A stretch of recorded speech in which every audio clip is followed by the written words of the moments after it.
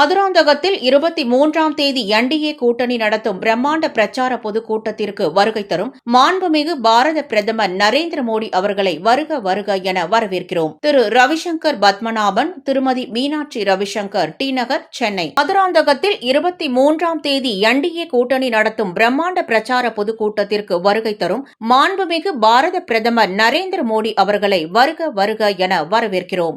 நளினி ஸ்ரீ மூத்த வழக்கறிஞர், பாஜக மத்திய அரசு நலத்திட்ட பிரிவு. சேகர் பாபு அவர்கள் சொல்றாரு, அறங்காவலர் குழுக்களுக்கு கிட்டத்தட்ட 13,000 விண்ணப்பங்கள் வந்திருக்கின்றார். அதாவது நீங்க ஒட்டுமொத்தமாக சேகர் பாபு வந்து உடனே ரிப்ளை பண்றார். என்ன அவர் ரிப்ளை பண்ணார்? அவருடைய செய்தி குறிப்புல என்ன வந்திருக்கா? அரசாங்கத்தின் கட்டுப்பாட்டுல கோவில் இருக்கிறதுனால இவ்வளவு குளறுபடிகள் இருக்குன்னு நீங்க சொல்ல வரீங்க. நான் என்ன சொல்றேங்க, நீங்க அரசாங்கத்தினுடைய கட்டுப்பாட்டுல இந்த துறை இருக்கிறதுனாலதான், நீங்க இந்த மாதிரி ஒரு மோசமான துறையின் கட்டுப்பாட்டுல கோவில்கள் இருக்கிறதுனாலதான் இன்னைக்கு தமிழ்நாட்டில் இருக்கக்கூடிய கோவில்கள் அழிந்து கொண்டு வருகிறதுங்கிற. ஆனமலை கோவிலுக்கு சொந்தமான அதுல இருந்த பணம் 100 கோடி ரூபாயை எடுத்து ஊட்டியில தங்கும் விடுதி கட்டுறாங்களா, ரெசார்ட் கட்டுறாங்க. யாருக்கு தங்கு விடுதி? எதுக்கு கட்டுறீங்க? யாருக்கு வந்து கடவுளுக்கு சேவை பண்ணணும்னு நினைக்கிறாங்களோ அப்படிப்பட்ட ஆட்களை தேர்ந்தெடுத்து பொதுநல சேவையில இருக்கக்கூடியவங்களை போடணும் அப்படின்னு சொல்லி நீதிமன்றம் சொல்லுது. அரசியல்வாதிகளை போடக்கூடாதுன்னு நீதிமன்றம் சொல்லுது. நீதிமன்றம் உத்தரவு இருக்கு. ஆனா இவங்க அது பொது கோவில் தானே, மக்கள் கோவில் தானே, மக்கள் பார்க்கறதுக்கு என்ன கஷ்டம்? அப்ப இவர்களுடைய ஊழல், இவர்களுடைய திருட்டுத்தனம், இவருடைய மொல்லமாரித்தனம், இவர்கள் செய்த அநியாயம், அட்டுழியம் இதெல்லாம் மக்களுக்கு தெரிஞ்சிடும்னு பயம். அதனால பொது வெளியில வைக்க இவர்கள் தயாரா இல்லை. நீதிமன்றத்தில் சொல்றாங்க, இந்து சமய அறநிலைத்துறையின் கட்டுப்பாட்டில் இருக்கக்கூடிய கோவில்களுக்கு செப்பனிட, பராமரிக்க, பாதுகாக்க 425 கோடி ரூபாய் ஒதுக்கப்பட்டிருக்குன்னு பட்ஜெட்ல எங்காவது அலோகேஷன் இருக்கா? எதுவும் கிடையாது. அப்ப எங்க இருந்து அனுப்பிச்சீங்க? எங்க இருந்து பணத்தை கொடுத்தீங்க? அரசாங்கம் கொடுத்ததா சொல்றீங்களா? அரசு எங்க கொடுத்தது?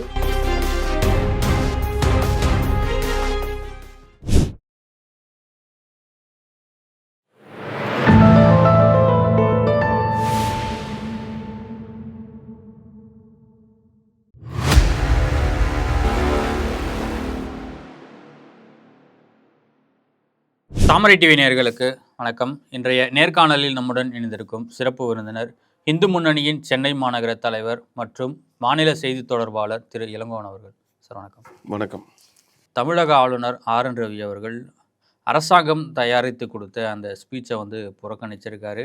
உண்மைக்கு மாறான பல தகவல்கள் அரசாங்கம் கொடுத்துருக்காங்க. அதனால் நான் அதை வந்து படிக்க மறுத்துருட்டேன் அப்படின்னு சொல்லிட்டு விளக்கம் கொடுத்துருக்காங்க. அதில் முக்கியமாக கோவில்கள் சம்மந்தமாக பேசியிருக்காரு.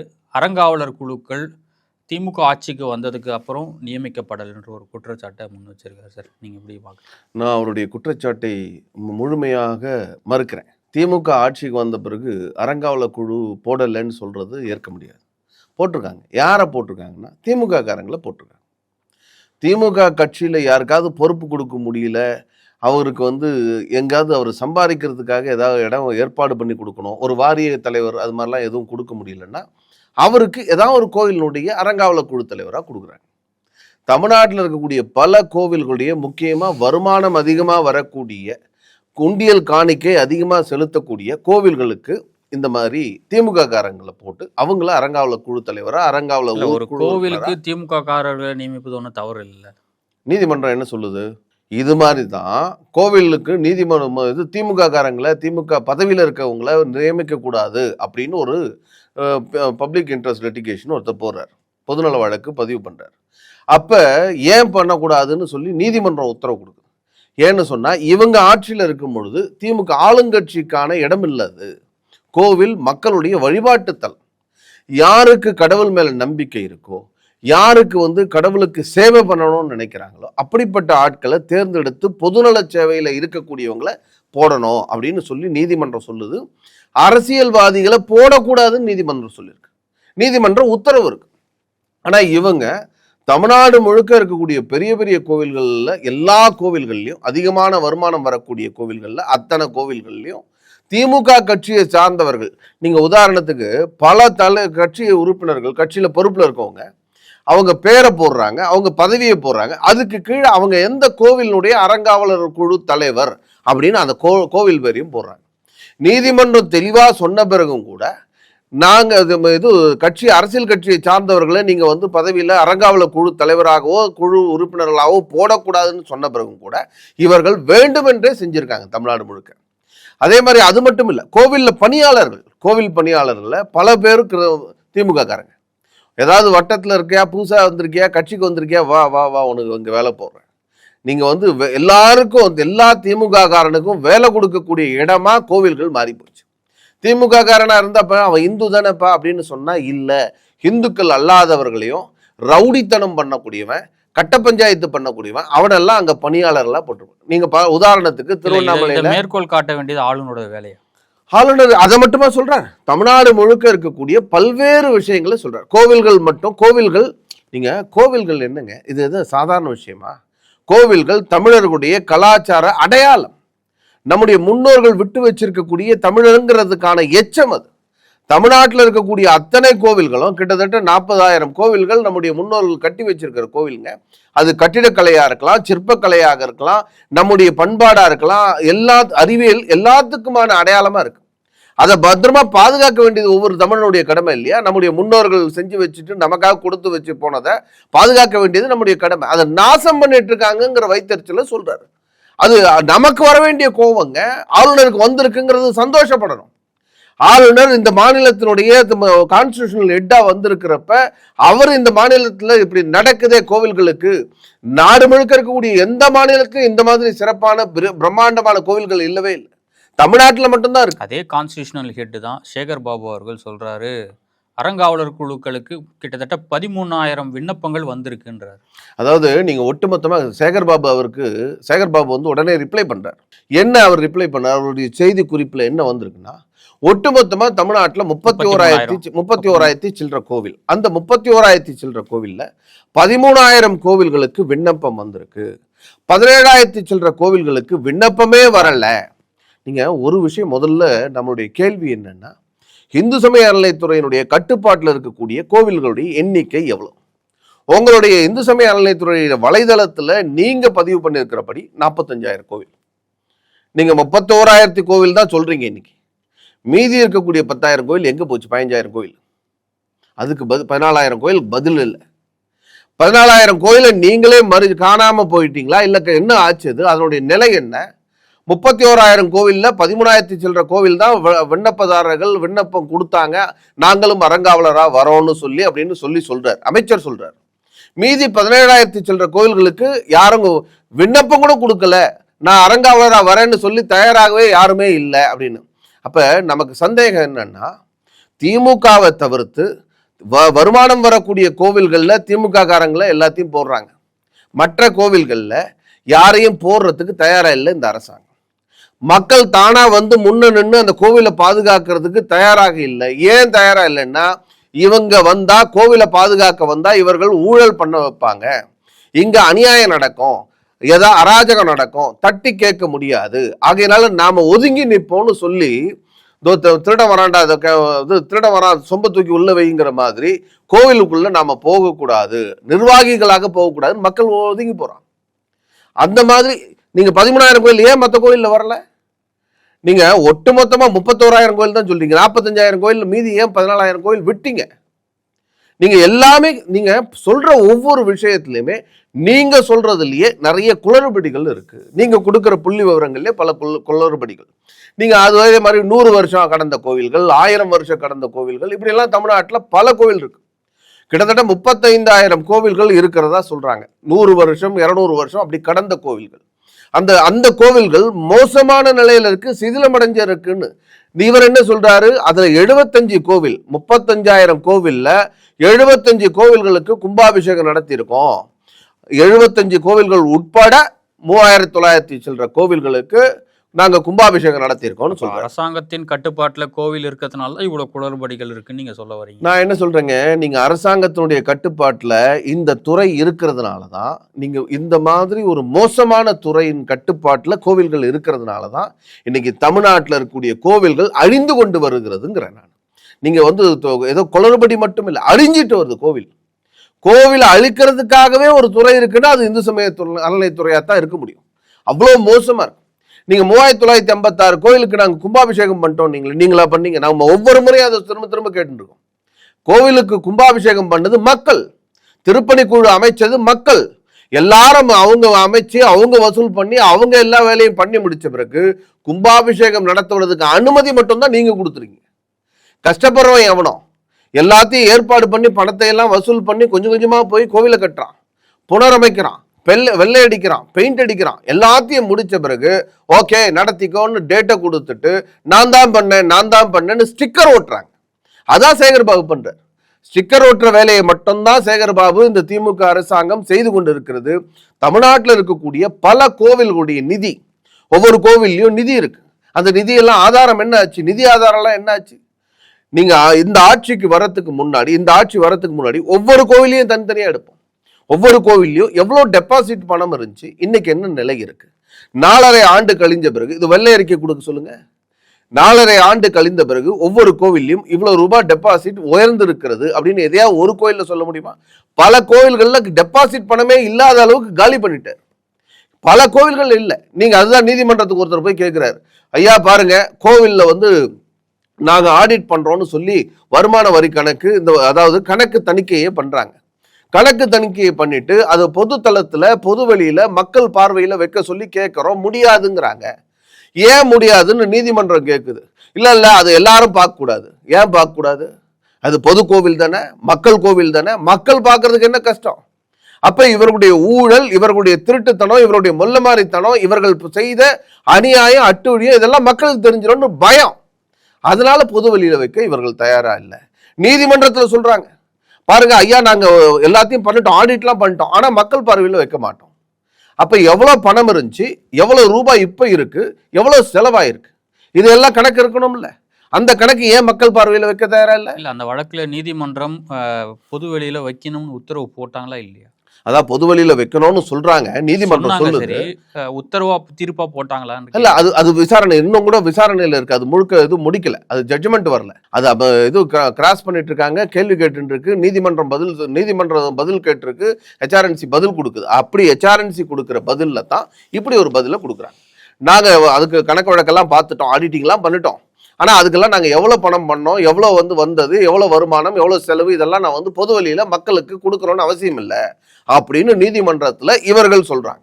HRNC அதிகாரிகள் பேசுறாங்க. அதனால இந்த மாதிரி ஒவ்வொரு கோவில்லையும் இவர்கள் எவ்வளவு பணத்தை இருந்தது. நீங்க அதே மாதிரி சமயபுரத்துல இருந்த கோவில்ல 400 கோடி ரூபாய்க்கு பணம் டெபாசிட்டா இருந்துச்சு, பிக்சட் டெபாசிட் இருந்தது. ஆனா இன்னைக்கு பணம் இல்லைங்கிறாங்க.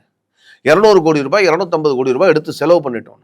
அதே மாதிரி திருவண்ணாமலையில் இருக்கக்கூடிய கோவில் பணத்துல அந்த பணத்தை எடுத்து நாங்க வணிக வளாகம் கட்டுறோம், அதை கட்டுறோம்னு சொல்லி அதை கட்டுறதுக்கான ஏற்பாடு பண்ணி அது கோவிலினுடைய பழங்கால கோவில், அதுக்கு முன்னாடி இவ்வளவு பெரிய கன்ஸ்ட்ரக்ஷன் நடத்தினா அது கோவிலுக்கு பிரச்சனை ஆயிடும், கட்டிட வேலைப்பாடுகளுக்கு பிரச்சனை ஆயிடும், அதனால கூடாதுன்னு நீதிமன்றம் நிறுத்துது. இப்படி ஒவ்வொரு விஷயத்தையும் இதெல்லாம் இந்த மாதிரி கட்டுமான வேலைகள் செஞ்சாதான் இந்த மாதிரி விஷயங்களை வணிக வளாகம் கட்டினா மட்டும்தான் வருமானம் வரும். ஊட்டி அது பாருங்க, நீங்க ஆனைமலை கோவிலுக்கு சொந்தமான அதுல இருந்த பணம் 100 கோடி ரூபாயை எடுத்து ஊட்டியில தங்கும் விடுதி கட்டுறாங்களா, ரெசார்ட் கட்டுறாங்க. யாருக்கு தங்கு விடுதி, எதுக்கு கட்டுறீங்க பாருங்க. இது மாதிரி கோவில் பணத்தை எடுத்து இந்து மதத்தை வளர்க்கறதுக்கு, இந்து மதத்தை பாதுகாக்கிறதுக்கு, இந்து மதத்தினுடைய பெருமைகளை அந்த கோவில், குறிப்பா நீங்க ஆனைமலை மாசாணி அம்மன் கோவிலினுடைய பெருமைகளை சொல்றதுக்கு, மாசாணி அம்மன் கோவிலினுடைய அந்த மூலவராக இருக்கக்கூடிய மாசாணி அம்மனுடைய பெருமைகளை மக்கள் மத்தியில பரப்புறேன், அதுக்காக நிதி செலவு பண்றேன், அதுக்காக நிகழ்ச்சிகள் நடத்துறதுக்காக மண்டபம் கட்டுறேன், அதுக்கான வகுப்புகள் நடத்துறேன் அப்படின்னு சொன்னா வரவேற்கலாம். ஆனா நீங்க என்ன பண்றீங்க, இங்க இருக்கிற பணத்தை எடுத்துட்டு போய் ஊட்டியில போய் நீங்க கட்டடம் கட்டி ரெசார்ட் கட்ட போறீங்க. யாருக்கு ரெசார்ட்? நீங்க போனா தங்கறதுக்கு, திமுக காரெல்லாம் போனா தங்கறதுக்கு உங்களுக்கு ரெசார்ட், அதுக்கு கோவில் பணம் எடுத்து செலவு பண்றீங்க. இப்படி ஒவ்வொரு விஷயத்திலையும் கோவில் பணத்தை எடுத்து இது டேக் இட் ஃபார் கிராண்டட்ங்கிற மாதிரி. இவங்களுக்கு அதுக்கெல்லாம் அதிகாரமே கிடையாது, சட்டப்படியே அதிகாரம் இல்லை. ஆனாலும் அந்த பணத்தை எடுத்து அங்க இருக்கக்கூடிய அறங்காவலர்லாம் யாரு, எல்லாம் திமுக காரன், கையெழுத்து போட்டுனா போட போறாங்க. அது அறங்காவலர் குழுவினுடைய தீர்மானத்தின்படி இங்க பிக்சட் டெபாசிட்ல வங்கியில இருக்கக்கூடிய நிதியை எடுத்து நாங்க இது செய்ய போறோம் அப்படின்னு ஒரு தீர்மானத்தை போட்டுட்டு அந்த பணத்தை எடுத்து செலவு பண்ணிட்டு இருக்காங்க. இப்படி ஒவ்வொரு கோவிலினுடைய வரலாறு எடுத்தாலும் ஒவ்வொரு கோவிலினுடைய நிர்வாக செலவுகள், நிர்வாக சீர்கேடுகள், இதை எடுத்தா தமிழ்நாடு மாதிரி வேற எந்த மாநிலமும் மோசமான ஒரு நிர்வாக சீர்கேடு கோவில்கள்ல எந்த மாநிலத்திலயும் இருக்காது. அவ்வளவு மோசமா இருக்கு. இன்னைக்கு நம்முடைய கவர்னர் அவர்கள் சொன்னதுனால இன்னைக்கு மக்கள் மத்தியில் இது ஒரு விவாத பொருளா இருக்கு. நீங்க ரகுபதி சொல்றாரு, ரகுபதி சொல்றது நாங்க எல்லா விஷயத்தையும் நம்ம நீதிமன்றம் சொல்ற எல்லாத்தையும் நாங்க செஞ்சிட்டோம் அப்படிலாம் பேசுறாங்க. நீங்க அதே மாதிரி நம்மளுடைய சேகர் பாபு அமைச்சரும் அதையே சொல்லியிருக்காரு. நீதிமன்றம் பாராட்டு தான், ஆதீன கர்த்தாக்கள் பாராட்டுகிறார்களாம், இப்போ எல்லா ஆன்மீக பெரியோர்களும் பாராட்டுறாங்களாம். தமிழ்நாட்டில் ஒரு துறை இந்து சமய அறநிலைத்துறை அரசாங்கத்தினுடைய துறை அதிகபட்சமா மோசமா குட்டு வாங்கின துறை ஏதாவது ஒரு அரசு துறை தமிழ்நாட்டில் நீதிமன்றத்து மூலமா குட்டு வாங்கின துறைன்னு ஒன்று ஏதாவது சொல்லணும்னு சொன்னா அது இந்து சமய அறநிலைத்துறை தான். அதிகமான வழக்குகளை சந்திக்கிற துறை ஏதாவது தமிழ்நாட்டில் ஒரு அரசு துறை இருக்கான்னா அதுவும் இந்து சமய அறநிலைத்துறை தான். ஒரு நாளைக்கு ஆவரேஜா 50 வழக்குகள் நீதிமன்றத்தால விசாரிக்கப்படுகிறது. நீதிமன்றத்தினால அதுக்கான ஆதாரங்கள் இதெல்லாம் நீதிமன்றத்தில் வழக்காடப்படுகிறது. அது நம்முடைய டிஸ்ட்ரிக்ட் மேஜிஸ்ட்ரேட் கோர்ட்டா இருக்கலாம், இல்ல ஹைகோர்ட்டா இருக்கலாம், இல்ல சுப்ரீம் கோர்ட்டா இருக்கலாம். ஒரு நாளைக்கு 50 வழக்குகள் இன்னைக்கும் கூட இருந்துட்டு கிட்டத்தட்ட 2800 வழக்குகள் இந்த அரசாங்கம் வந்த பிறகு இதுவும் அதிகமா இருக்கு, நம்பர் அதிகமா இருக்கு வழக்குகள். அதனால அதிகமான ஊழல் நடக்கிறது, அதிகமான தவறு நடக்கிறது, அதிகமான போக்கிரித்தனமாக செயல்படக்கூடிய துறையாக இந்து சமய அறநிலைத்துறை இருக்கு.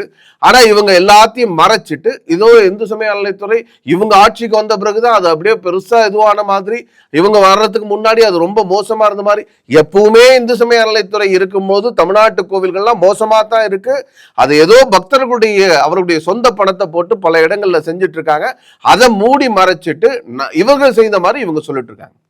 இவங்க ரெண்டாவது இன்னொரு விஷயம், 425 கோடி ரூபாய் நாங்கள் நிதி ஒதுக்கிட்டோம் அப்படின்னு சொல்றாரு. எதுக்கு? தமிழ்நாட்டில் இருக்கக்கூடிய கோவில்கள் 75 கோவில்களுக்கு நாங்கள் உடனடியா, அதாவது பழைய கோவில்களுக்கு புனரமைக்கிறதுக்கான வேலையை செஞ்சு. எத்தனை வேலையை ஆரம்பிச்சிருக்கீங்க? எந்தெந்த கோவில்கள் பட்டியல் கொடுங்க. எங்க இருந்து பணம் கொடுத்தீங்க, எங்க இருந்து பணம் எடுத்தீங்க, இதுல ஏதாவது இந்த 425 கோடி ரூபாய் ஒதுக்குனீங்களே, எந்த இதுல பட்ஜெட்ல இது ஒதுக்கப்பட்ட அமௌண்ட்டு, எந்த பட்ஜெட்ல, தமிழ்நாட்டினுடைய நம்முடைய வரவு செலவு பட்ஜெட்ல அது இதுல ஏதாவது காமிக்க முடியுமா? இந்து சமய அறநிலைத்துறையின் கட்டுப்பாட்டில் இருக்கக்கூடிய கோவில்களுக்கு செக் பண்ணிட, பராமரிக்க, பாதுகாக்க 425 கோடி ரூபாய் ஒதுக்கப்பட்டிருக்குன்னு பட்ஜெட்ல எங்காவது அலோகேஷன் இருக்கா? எதுவும் கிடையாது. அப்ப எங்க இருந்து அனுப்பிச்சிங்க? எங்க இருந்து பணத்தை கொடுத்தீங்க?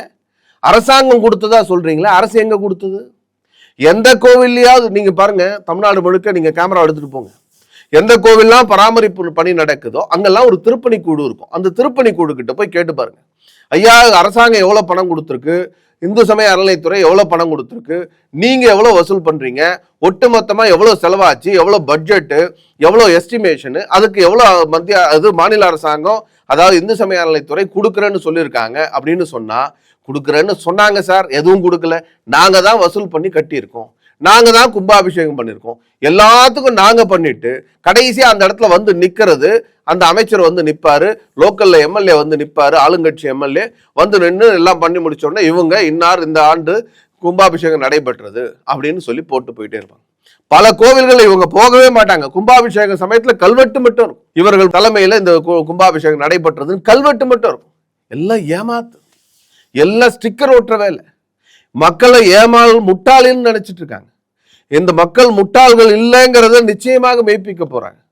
இவங்க புரியுற மாதிரி நடக்க போகுது. உதயநிதி அந்த சனாதன வழக்கே மதுரை உயர் நீதிமன்ற கிளை தள்ளுபடி செஞ்சுட்டதா சொல்லிட்டு ஒரு நியூஸ் வருது. உதயநிதி மீதான சனாதன வழக்கு இல்ல, உதயநிதி ஹிந்து மத சனாதன தர்மத்தை ஒழிக்க போறோம், டெங்கு மலேரியா இந்த மாதிரி ஒழிக்க போறேன், ஒழிச்சிருவோம் அப்படின்னு பேசினத, அது சம்பந்தமான ஒரு விமர்சனத்தை பிஜேபியினுடைய செய்தி தொடர்பாளர் அமித் மால்வியா ஒரு செய்தி போட்டிருந்தார், அவருடைய ட்வீட் போட்டிருந்தார், ட்வீட்லயோ சமூக வலைதளங்கள்ல போட்டிருந்தார். அதனால உடனடியா நம்ம ஊர்ல திமுக காரன் அதுக்கு புகார் கொடுக்குறாங்க. உடனடியா நம்ம காவல்துறை தெரியுமில்ல, அது அரசு என்ன சொல்லுதோ சொல்றதுக்கு முன்னாடி திமுக காரங்க புகார், அப்ப நீங்களா கொடுங்கப்பா, இல்லைன்னா நான் வீட்டுல வாங்கிக்கிறேன் அப்படின்னு சொல்லி போய் வாங்கிட்டு ஒரு வழக்கு போட்டிருந்தாங்க. அந்த வழக்கை ரத்து பண்ணணும்னு சொல்லி உயர்நீதிமன்றத்தில் அமித் மால்வியா போட்டிருக்காரு. அதை குவாஷ் பண்ண சொல்லி அந்த வழக்கை ரத்து செய்யணும்னு சொல்லி நீதிமன்றம் அந்த அப்சர்வேஷன்ல மிக தெளிவாக கொடுத்துருக்கு. இன்னைக்கு தமிழ்நாட்டில் இருக்கிற பத்திரிகைகள், இதெல்லாம் நேற்றுக்கு நடந்த சம்பவம், தமிழ்நாட்டில் இருக்கிற பத்திரிகைகள் என்ன வந்திருக்கு, ஊடகங்கள் என்ன சொல்லுதுன்னு சொன்னா, அமித் மால்வியா மீது பதியப்பட்ட வழக்கு ரத்து செய்யப்படுகிறது அப்படின்னு ஒற்றை வரி செய்தியை அதை முடிச்சிட்டாங்க.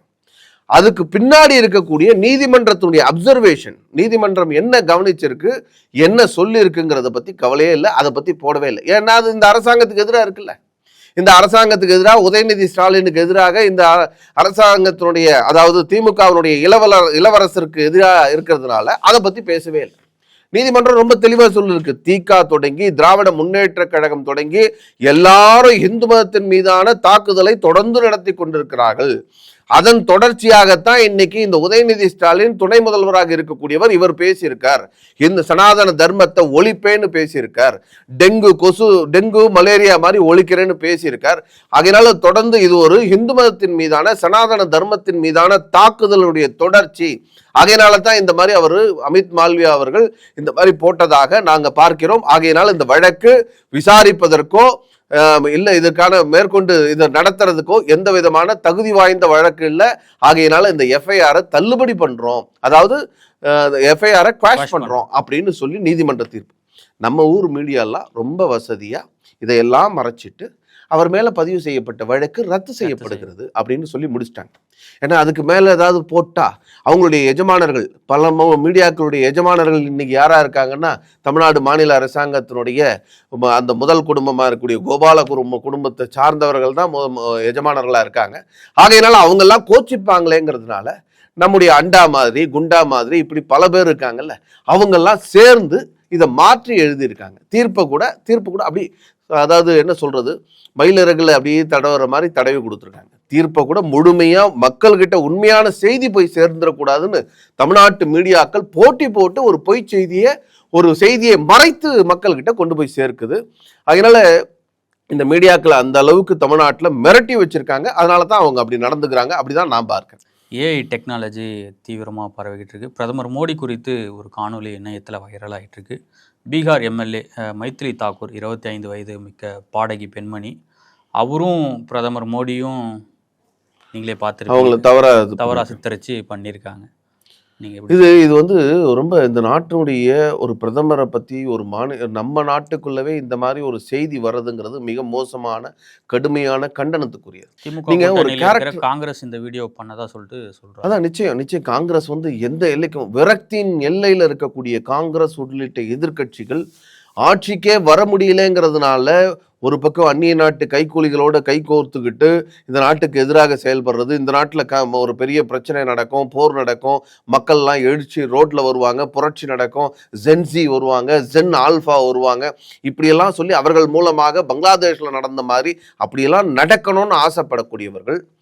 அதே மாதிரி இந்த நாட்டினுடைய பிரதமரை உலகம் முழுக்க ஏற்றுக்கொள்ளக்கூடிய மிகப்பெரிய தலைவராக, ஆளுமையாக மாறிக்கொண்டு இருக்கக்கூடியவரை அசிங்கப்படுத்துவதற்காக இவ்வளோ மோசமான, கீழ்த்தரமான செயல்களில் ஈடுபடக்கூடிய, எந்த எல்லைக்கும் போகக்கூடிய நிலைக்கு காங்கிரஸ் உள்ளிட்ட எதிர்கட்சிகள் தமிழ்நாட்டில் மட்டுமில்லை நாடு முழுக்க போயிருக்கிறது. அதனுடைய விளைவாகத்தான் இவ்வளோ கேவலமான ஒரு வீடியோலாம் வருது. இது கடுமையான கண்டனத்துக்குரியது. நீங்கள் எந்த கட்சியாக இருந்தாலும் சரி, அது ஆளுங்கட்சி, எதிர்கட்சி, எந்த கட்சியாக இருந்தாலும் சரி, நம்ம நாட்டினுடைய பிரதமரை இந்த மாதிரி மோசமாக சித்தரிப்பதை ஒவ்வொரு தேசியவாதியும், ஒவ்வொரு இந்திய நாட்டினுடைய குடிமகன் என்கிற முறையில இதை நான் கடுமையாக கண்டிக்கின்ற, அத்தனை குடிமகனும் இதை கண்டிக்க வேண்டிய விஷயம். அப்படிதான் நான் பார்க்கிறேன்.